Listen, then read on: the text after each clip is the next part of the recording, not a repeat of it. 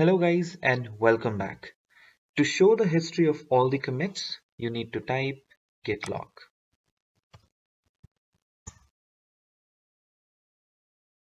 Perfect.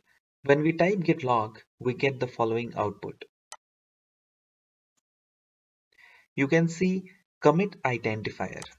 This is the commit identifier. As the extremely long string, you may be wondering what this head arrow to master means.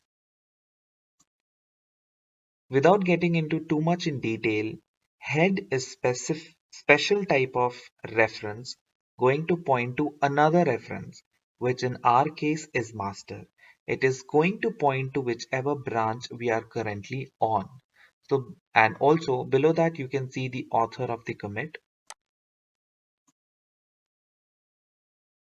and that should match with the global configuration setting that we set earlier. And lastly, we see the date and as and when commit occurred in addition to the commit message. Thank you for watching this video guys.